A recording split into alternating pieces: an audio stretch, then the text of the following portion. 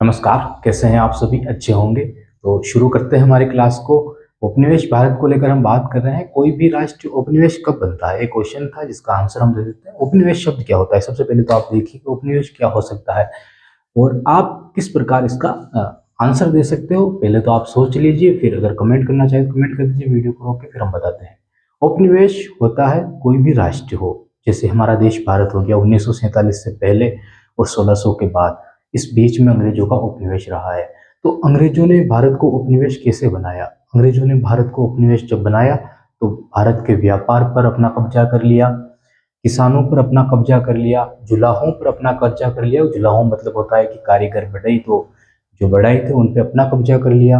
व्यापार को खत्म कर दिया गया बिल्कुल ही, बल्कि जो भी भारत के अंदर पैदा हो रहा था सारा पैदा, अनाज अगर पैदा हो रहा है तो ब्रिटेन के अंदर भंडारों को भरने के लिए, कच्चा माल अगर पैदा हो रहा है तो ब्रिटेन के अंदर मशीनों के लिए, अगर इंसान भी अगर ज़रूरत है तो यहाँ से उनको भर भर के ब्रिटेन में ले जाया जाता था, वहाँ से उनको काम करवा लिया जाता था। तो काफ़ी कुछ ऐसी चीज़ें हो रही थी। तो डेफिनेशन देखिए आप उपनिवेश की क्या होती है कि कोई ऐसा राष्ट्र है जिसके लिए उस दूसरे देश के लोग, संसाधन, व्यापार, सेना, राजा, हर एक व्यक्ति, हर एक चीज़, हर एक जो भौतिक वस्तु होती है, हर एक चीज़ उस राष्ट्र के लिए काम कर रही हो, वो राष्ट्र उसका उपनिवेश बन जाता है।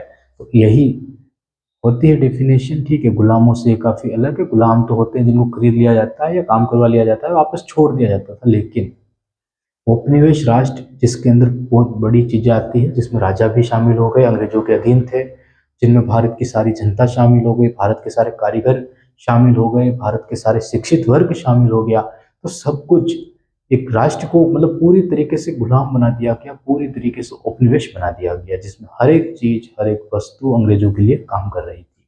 अगर यहाँ पे अफीम भी उगवाई गई तो चीन में भेजी गई ताकि ब्रिटेन को चाय मिल सके, जिसकी चर्चा हमने काफ़ी अच्छे से की है। अगर यहाँ पे नमक जो फ्री में मिल रहा था लोगों को और हर घर की जरूरत होती है, उस पर कर लगा दिया गया।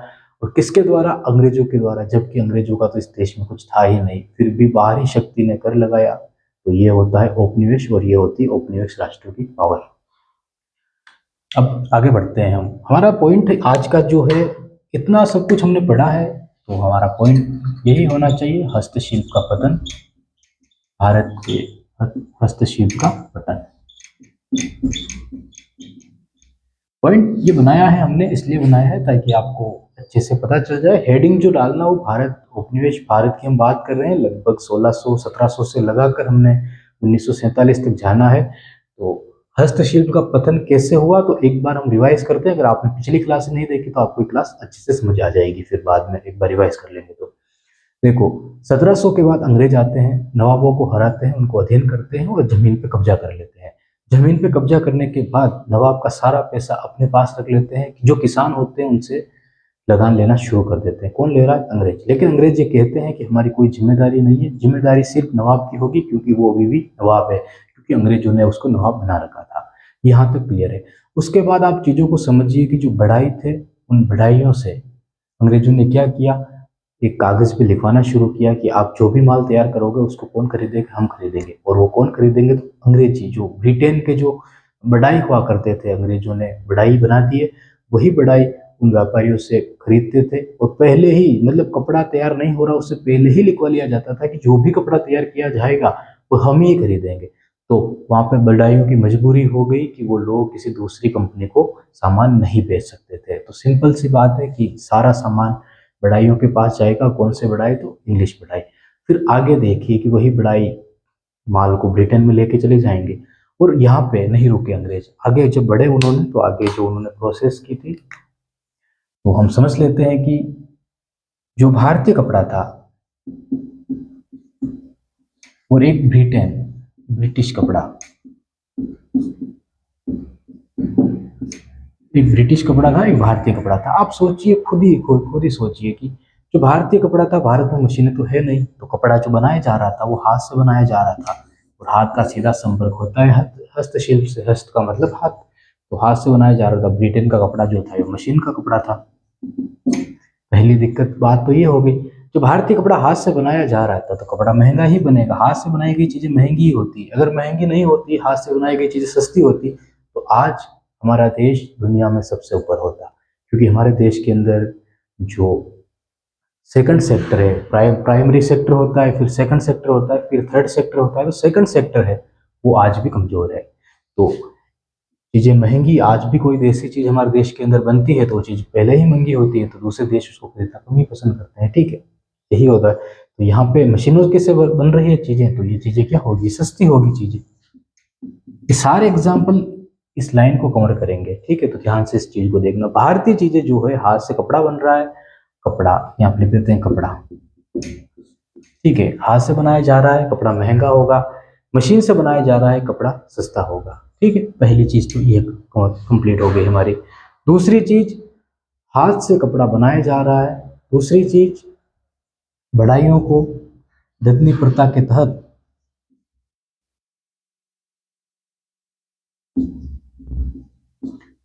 ठीक है, ददनी प्रथा के तहत क्या किया गया, उनसे लिखवा के ले लिया गया कि आपका कपड़ा हम ही खरीदेंगे, तहत सौदा कर लिया गया।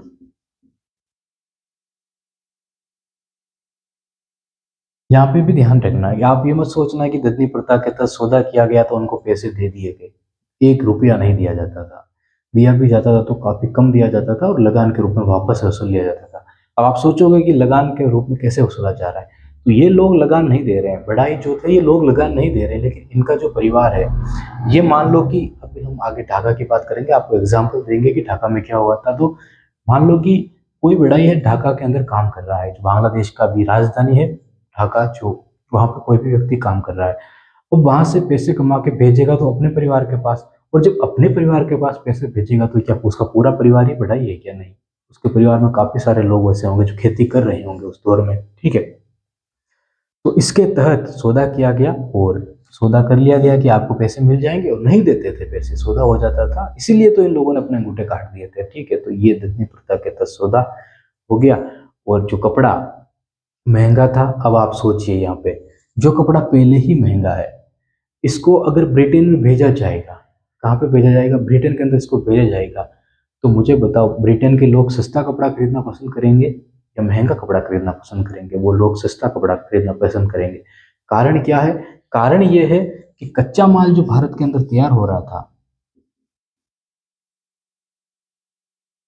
कच्चा माल जो भारत के अंदर तैयार हो रहा था वो पहले ही इन मशीनों में जा रहा था।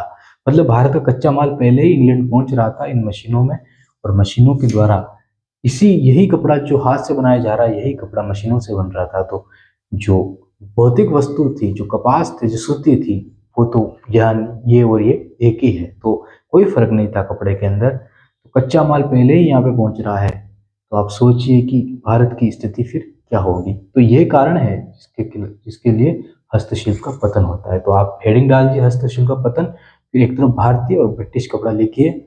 उसके बाद हाथ से बन रहा था, कपड़ा महंगा था, ददनी प्रथा के तहत सौदा किया गया, और कच्चा माल, और कच्चा माल में लिखना कि ये कच्चा माल मशीनों के लिए भारत से पहले ही भेजा जा रहा था। तो फिर व्यापारी अपना कपड़ा कैसे बेच पाएंगे? फिर हम आगे चलते हैं।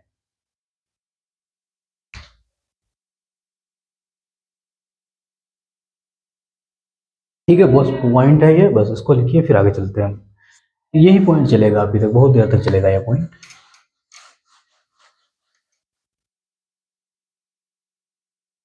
हमने पिछली क्लास में आपको एक व्यक्ति का नाम बताया था, उस व्यक्ति का जो नाम था एडम स्मिथ, हमने बताया था आपको, एक बार उसको वापस लिखते हैं।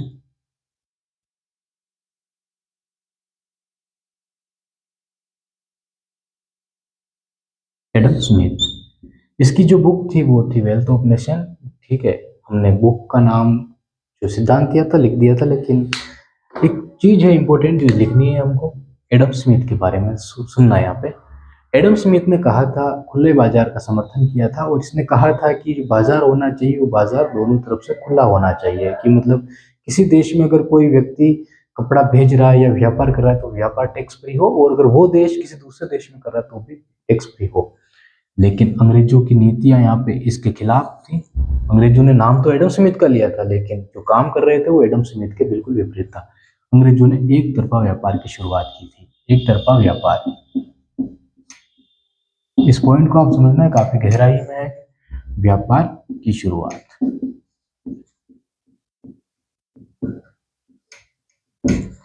इस इसको समझना। एक तरफा व्यापार क्या था और हस्तशिल्प पतन मतलब जो हमारा जो हाथ से बनाया गया जो करगा जो काम था हमारा, जो हाथ से धातु मतलब सॉरी धागे को सूतना, कपड़ा बनाना, तैयार करना, वो कैसे पतन हो गया था उसका, उसको लेकर ये पॉइंट है जो काफी महत्वपूर्ण है। एक तरफा व्यापार की शुरुआत अंग्रेजों के द्वारा की गई।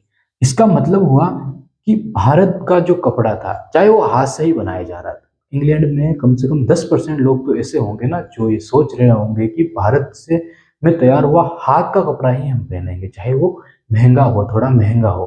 ठीक है, तो भारत का कपड़ा जब ब्रिटेन में पहुंचा, हाथ से बनाया गया कपड़ा जब ब्रिटेन में पहुंचा, ठीक है, ब्रिटेन लिखा है मतलब भारतीय कपड़ा लिख देते हैं, भारतीय कपड़ा जब ब्रिटेन पहुंचा, ठीक है, पक्के माल की बात हो रही, कच्चा माल तो पहले ही ले जा रहे थे वो चोर साले।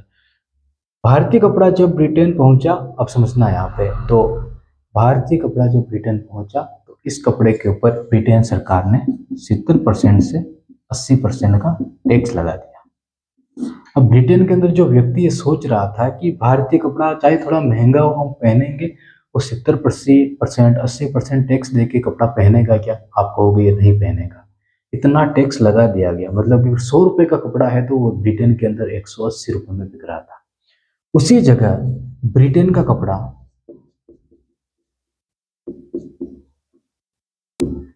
जब भारत पहुंचा,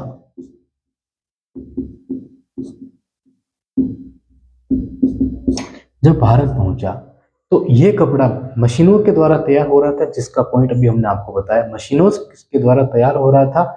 और मशीनों के द्वारा अगर ये कपड़ा तैयार हो रहा है तो आप सोचिए कि ये काफी सस्ता होगा, और ऊपर से इंग्लैंड ने इस पे कोई टैक्स नहीं लगाया, मतलब कि 2% 3% टैक्स सिर्फ दिखाने के लिए लगाया गया था कि हम टैक्स लगा रहे हैं, बाकी टैक्स नहीं था, बिल्कुल ही 0% टैक्स लगाया गया था। अब आप सोचिए कि भारतीय कपड़ा जब ब्रिटेन में पहुंचा, जो बढ़ाई थी उन्होंने हाथों से अपना कपड़ा तैयार किया, इतनी मेहनत की, और जब वो कपड़ा ब्रिटेन में पहुंचा तो उस कपड़े पे 70% 80% का टैक्स लगा दिया गया। लेकिन जब ब्रिटेन का कपड़ा भारत पहुंचा तो 2 या 3% ही टैक्स था।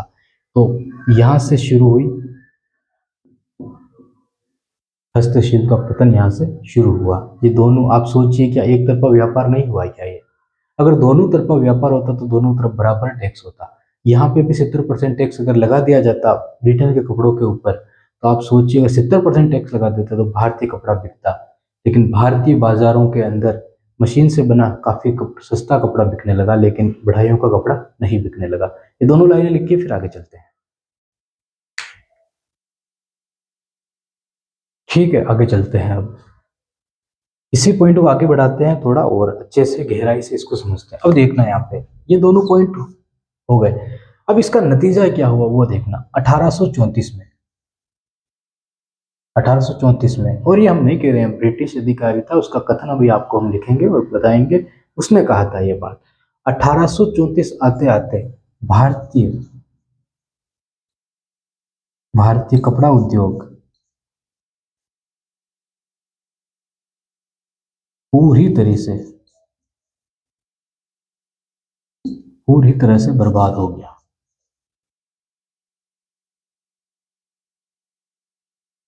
एक थे रजनी पामदत्त और एक थे विलियम, ठीक है, बेंटिंग उनका नाम था। उन दोनों ने कहा है, काफी कथन दिया है उन्होंने, तो उसको बात हम करेंगे। लेकिन यहाँ पे समझना 1834 आते आते तक भारतीय कपड़ा उद्योग पूरी तरीके से बर्बाद हो गया। आप सोचिए कि बर्बाद नहीं होगा क्या? भारतीय कपड़ा पहले ही महंगा था, और ब्रिटेन का कपड़ा जब भारत में उतार दिया गया, मशीनों से बना हुआ कपड़ा, और भारत कितना बड़ा है, उस भारत के अंदर काफी सारे और मशीन से तैयार हो रहे हैं, तो उनकी डिजाइन कैसे भी दी जा सकती है, पेंट बना दी जाए, जूता बना दिया जाए, बेल्ट बना दिया जाए, जो भी बना दिया जाए, काफी सस्ते में भारत के अंदर उतार दिया गया। और यहाँ पे अभी आगे हम देखेंगे कि जो इनकी संस्कृति हुआ करती थी, ठीक है, ईसाई धर्म जो हम कहते हैं, इनकी संस्कृति जो हुआ करती थी, उस संस्कृति को भी इन्होंने भारत में उतार दिया। इसलिए नहीं उतारा कि भारतीय लोगों को पागल बनाना है, धर्म में मतलब कि हिंदू धर्म छुड़वाना है, धर्मांतर करवाना नहीं, इसलिए उतारा गया ताकि भारतीय लोग उनका पहनावा छोड़े और ब्रिटेन का पहनावा पहने। इन लोग ये कंपनी एआईसी कंपनी थी, ये व्यापारिक कंपनी थी, जैसे हमारे यहाँ पे अंबानी, अडानी और रतन टाटा जैसे बड़ी बड़ी कंपनियां हैं, इनका दूसरे देशों में सिर्फ एक ही होता है कि किसी ना किसी प्रकार से अपने व्यापार को बढ़ाया जाए, चाहे लोगों को लुभाया जाए, चाहे पागल बनाया जाए, जैसे भी, लेकिन उन लोगों को लुभाया जाए। इसलिए तो इतने खतरनाक खतरनाक एड देते हैं ये लोग। ये चीज, तो एआईसी कंपनी जो थी वो अपने व्यापार को लेकर बात कर रही थी। उनको भी पता था, पता नहीं कब जाना पड़ जाए भारत छोड़ के, या कब भारत की जनता मतलब कर दे वो, ठीक है, आंदोलन जो बाद में होने लगे थे वो करने लग जाए। तो उनको पता था जितना निचोड़ा जा सके उसको निचोड़ लिया जाए। तो 1834 में भारतीय कपड़ा पूरी तरीके से बर्बाद हो गया, और इसका एग्जाम्पल हमको मिला ढाका में। ढाका, ठीक है, इस मैनचेस्टर कह सकते हो आप इसको, मैनचेस्टर। और किस दिशा में स्थित है? तो भारत के ये पूर्व, बांग्लादेश भी भारत के किस दिशा में स्थित है? पूर्व दिशा में स्थित है। तो पूर्व का मैनचेस्टर, पूर्व का, उस दौर का ये मैनचेस्टर था, ढाका। ठीक है, 1834 की हम बात कर रहे हैं, ढाका मैनचेस्टर, और यहाँ पे आबादी रहती थी लगभग 1.5 लाख, जो रह गई सिर्फ 30,000। मरे नहीं थे लोग, काफी सारे मर गए थे, लेकिन पलायन हो गया था यहाँ से। तो 1.5 लाख लोग जो काम कर रहे थे, जो बढ़ाए थे, उनमें शामिल थे, लेकिन मात्र 30,000 लोग रह गए थे। कब? 1834 आते आते। तो ये हालत हो रही थी। तो दोनों पॉइंट लिख के फिर आगे चलते हैं।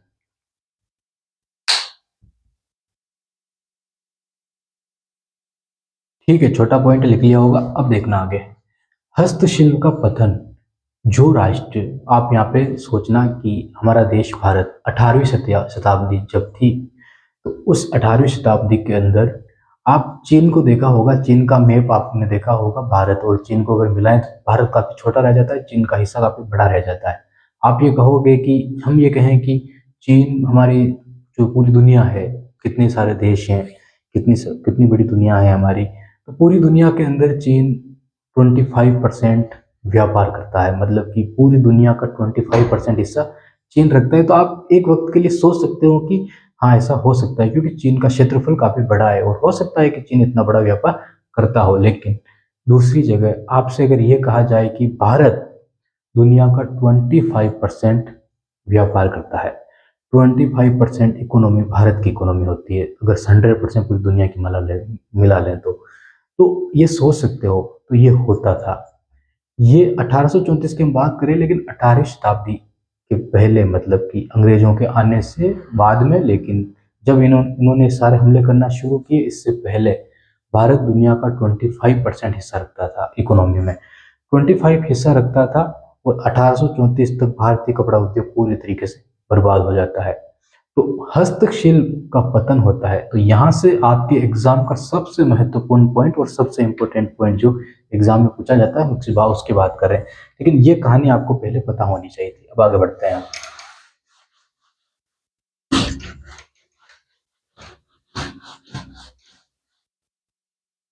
इस पॉइंट को ध्यान रखना, और इस पॉइंट में जो हमने पढ़ा है, ये आपकी अगला जो पॉइंट है उसको बनाएगा आप।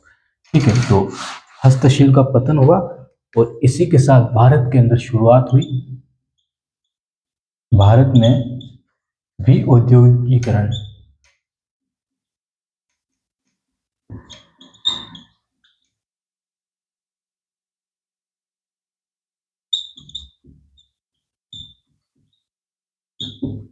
शुरुआत हुई, और सन हमने क्या देखा था? 1834। 1834 तक भारतीय हस्तशिल्प कला पूरी तरह की चरमरा गई, मतलब खत्म हो गया धंधा। भारत का जो चल रहा था, जो इकोनॉमी थी, बिल्कुल ही खत्म कर दी गई अंग्रेजों के द्वारा। भारत में भी औद्योगिकरण की शुरुआत हुई। भी औद्योगिकरण शब्द का है जो अर्थ होता है, उस अर्थ को आप लिख लेना, डेफिनेशन में बोल रहा हूँ। भी औद्योगिकरण का अर्थ होता है कि कोई देश जो उद्योग में है, ठीक है, अपनी अर्थव्यवस्था उद्योगों के माध्यम से चला रहा है, चाहे वो कपड़ों से, हाथों से बना रहा हो, जैसे भी, लेकिन वो बर्बाद हो गया। ये देश वापस, हमारा देश भारत वापस भी औद्योगिकरण की ओर लौट रहा था। मतलब कि जो बढ़ई थे, जो कारीगर थे, जो जुलाहे थे, वो लोग वापस खेती की ओर बढ़ रहे थे। मतलब जो लोग पूरी दुनिया की 25% इकोनॉमी चला रहे थे, वो लोग वो सारे काम छोड़ के वापस किस ओर जा रहे थे? अपने खेतों की ओर जा रहे थे। तो हम कह सकते हैं कि उद्योगों से खेतों की ओर लौटना।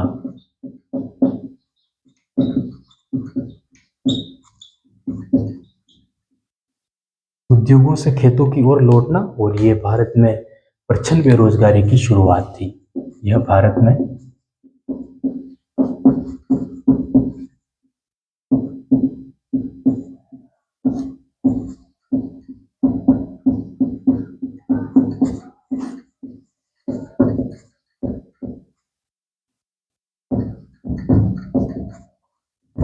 काफी महत्वपूर्ण पॉइंट है। प्रच्छन्न बेरोजगारी की शुरुआत ये कैसे थी, इसको समझ लेना। हर एक पॉइंट को हमको समझना है, काफी अच्छे से चलेंगे धीरे, लेकिन हर एक चीज को काफी अच्छे से समझेंगे। ये भारत में प्रच्छन्न बेरोजगारी की शुरुआत थी। भारत के अंदर कुछ लोग खेती कर रहे थे, कुछ लोग धंधा कर रहे थे, व्यापार कर रहे थे, कुछ लोग खिलौने बना रहे थे, लेकिन सारे काम फिक्स थे उन लोगों के, ठीक है, जो कर रहे थे। जब इन लोगों से व्यापार छीन लिया गया तो ये लोग वापस गांवों की ओर लौटे। हमने कहा ना कि ढाका के अंदर 1.5 लाख लोग रहते थे, लेकिन कुछ समय बाद वहां पे सिर्फ 30,000 लोग ही बचे। क्या करेंगे वहां पे रह के? वापस गांव की ओर चले गए लोग, पलायन पलायन कर गए। तो गांव की ओर जब लोग लोग लौटे तो जो खेत थे उन खेतों के बंटवारे होने लगे। मतलब कि जो खेती पहले मुनाफे की खेती हुआ करती थी, वो खेती घाटे का सौदा बन गया। तो इस चीज को भी लिख लेते हैं कि जो खेती पहले, ताकि आसान रहे, जो खेती पहले मुनाफे का सौदा थी,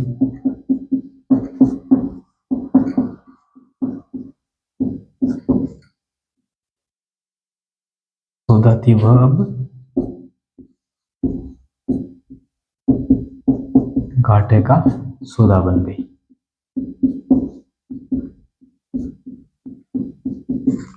जो खेती पहले मुनाफे की हुआ करती थी वो घाटे का बन गई, क्योंकि प्रच्छन्न बेरोजगारी के कारण। प्रच्छन्न बेरोजगारी का अर्थ होता है कि एक खेत है, उसके अंदर काम करने वालों की आवश्यकता सिर्फ 3 या 4 जनों की है, लेकिन वहां पे 10-15 लोग ऐसे ही खड़े हैं। कोई चाय पिला रहा है, कोई पानी पिला रहा है, लेकिन उनके पास कोई काम ही नहीं दूसरा कर रहे हैं। इन बड़ाइयों के पास कोई काम ही नहीं बचा। प्रच्छन्न बेरोजगारी इसे कहते हैं। तो यह भारत में प्रच्छन्न बेरोजगारी की शुरुआत थी। जो खेती पहले मुनाफे का सौदा थी वह अब घाटे का सौदा बन गई। इनको पॉइंट को लिखिए, फिर आगे चलते हैं। ठीक है, अब हम आपको कह रहे हैं कि क्या प्रूफ है कि हमारे पास की सारी चीजें भारत के अंदर हो रही थी। तो अंग्रेज अधिकारी था, उसका नाम था William Bentinck. William Bentinck. William Bentinck ने कहा कि 1834 आते आते भारत में 1834 आते आते भारत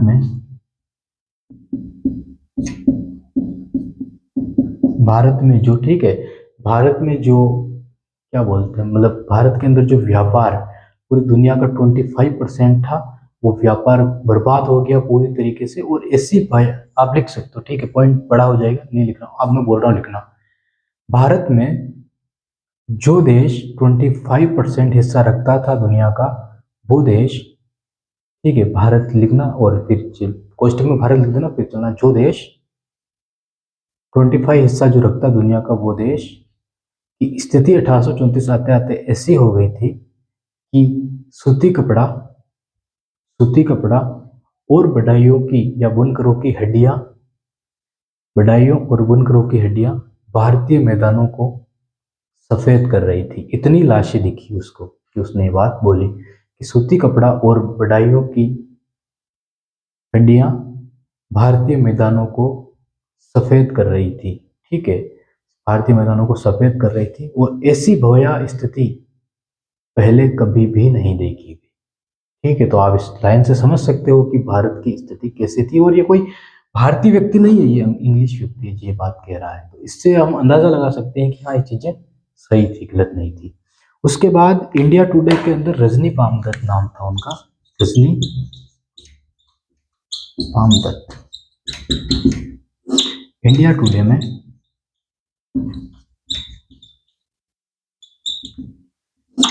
टुडे में ये लिखते हैं कि रजनी पामदत्त इंडिया टुडे में लिखा है कि भारत का जो पारंपरिक उद्योग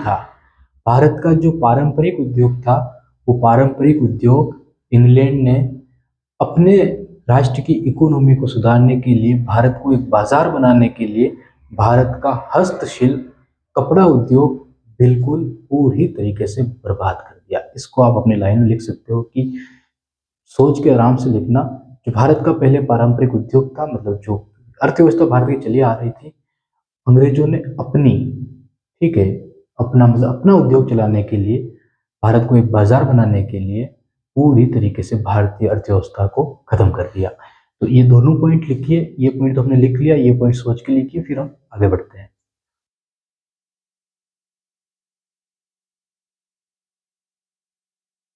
ठीक है, लास्ट पॉइंट है आज की क्लास का, काफी गहरा है, मतलब एक क्वेश्चन है जो उठा है, उसी क्वेश्चन को हम करते हैं कि हम ये पूछ सकते हैं कि जो भारतीय लोग थे, जो भारतीय बुनकर थे, जरूरी है क्या कि वो डच कंपनी, पुर्तगाली कंपनी को ही सामान बेचे? ऐसा भी तो कर सकते थे कि वो समुद्री यात्रा करके किसी दुनिया में किसी भी देश के साथ वो व्यापार कर सकते थे। उनको कौन रोक रहा था? अंग्रेज इतने तो थे नहीं भारत के अंदर कि वो चीजों पर नजर रखते, लेकिन ऐसा नहीं था। समझना इस चीज को यहाँ पे, ऐसा बिल्कुल हो ही नहीं सकता था, क्योंकि वो दौर था 1834 और उसका आसपास का जो समय था, ये समय नेपोलियन और ब्रिटेन के बीच में एक युद्ध का समय था।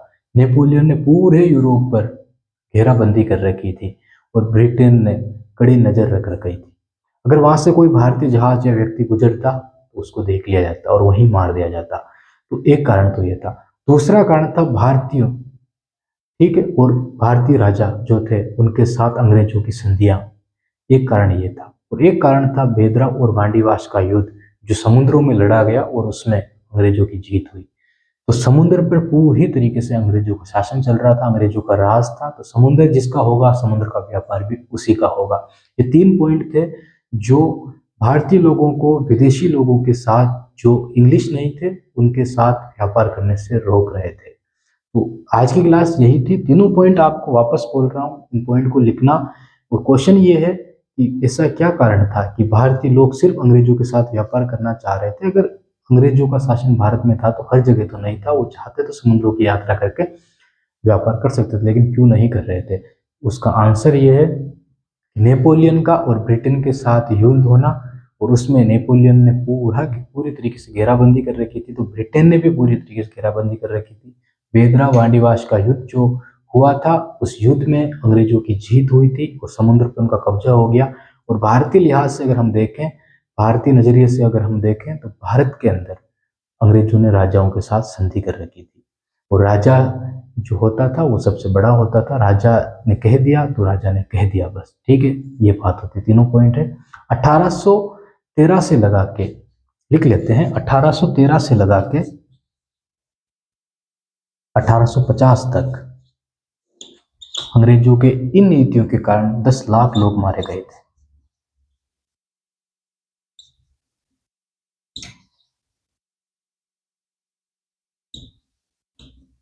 तो आज की हमारी क्लास आपको कैसी लगी? काफी डिटेल में और काफी सारी जानकारी आज की क्लास में हमने आपको दी। मिलते हैं हमारी नेक्स्ट क्लास में। बहुत बहुत धन्यवाद आपका।